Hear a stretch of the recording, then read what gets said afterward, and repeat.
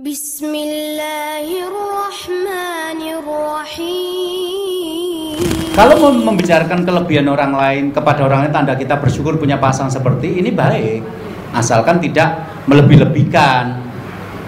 Nah, kita puji istri kita, wah masakannya enak banget loh, bla bla bla bla. Tetangga kita bilang, besok kan tolong dimasakkan, ternyata rasanya malah bikin semuanya jadi nggak enak, ya enggak, muji yang sedang aja. Tapi kalau ngomongkan kejelekan pasangan kepada orang lain, ini nggak pantas. Kenapa? Karena ketika kita membicarakan kejelekan pasangan kita kepada orang lain, itu membongkar pintu fitnah.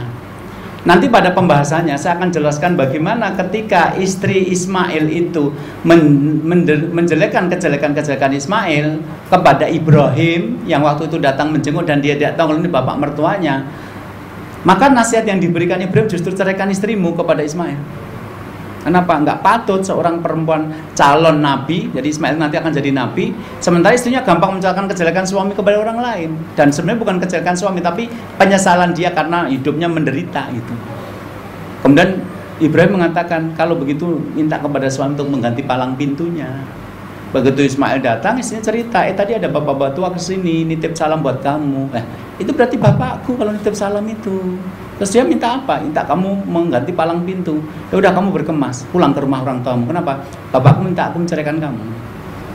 Kisah itu menunjukkan bahwa kalau kita nanti menjelekkan pasangan kepada orang lain, itu menjadi sumber fitnah, bisa jadi solusinya malah bercerai.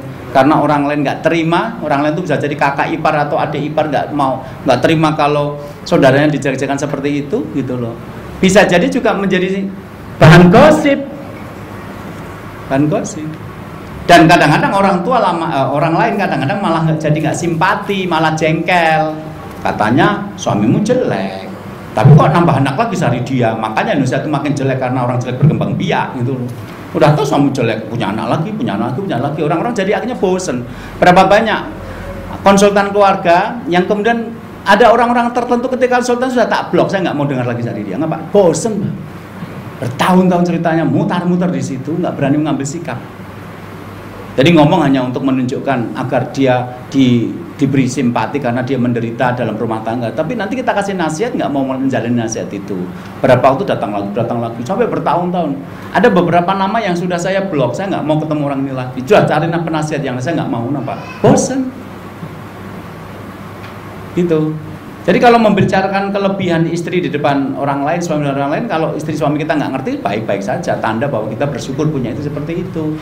Seperti nanti Surah Al-Qadhi menceritakan istrinya yang baik itu, sampai kemudian Surah Al-Qadhi mengatakan dia menjadi istriku 20 tahun dan selama itu aku belum pernah mencaci dia dan belum pernah marah kepadanya. Dia ceritakan kelebihan-kelebihan istrinya. Di malam pertama dia datang kepadaku dan nanya, apa yang kamu sukai mas, aku akan jalani dalam pernikahan. Apa yang kamu benci mas, aku akan tinggalkan dalam pernikahan. Itu berarti kan memuji istri depan orang lain, tapi istrinya nggak ada. Baiklah kalau begitu, berarti kita mengakui bahwa pasangan kita punya kelebihan. Tapi kalau menceritakan kejelekan kepada orang lain, jangan. Itu membuka pintu fitnah. Itu membuat orang menjadi kehilangan simpati. Itu bisa membuat orang memberi nasihat. Ya kalau gitu pisah aja. Dan itu menjadi pembenar atas ayat at-thayyibun at-thayyibat wal khabithun al-khabitat. Laki-laki baik dapatnya istri yang baik, karena kamu istri yang jelek maka dapatnya laki-laki yang jelek juga, gitu loh. Wah, suami saya jelek banget gini. Iyalah, karena istrinya kamu, yang pantas kan jadi istrinya kan kamu. Orang jelek kan dapat orang jelek, gitu aja. Kalau kamu ngomong kejelekan itu sepertinya kamu menunjukkan aku juga jelek sehingga aku pantas dapat pasangan yang jelek kayak gini loh. Gitu, jadi hati-hati. Tapi kalau ngomong tentang kelebihan, saya menemukan beberapa ulama yang menceritakan kelebihan istri mereka, kelebihan suami mereka pada orang. Tapi istri dan suami yang dibicarakan itu nggak ada di situ, itu loh. Syukran ya Rabbi, syukran, hadaita qalbi.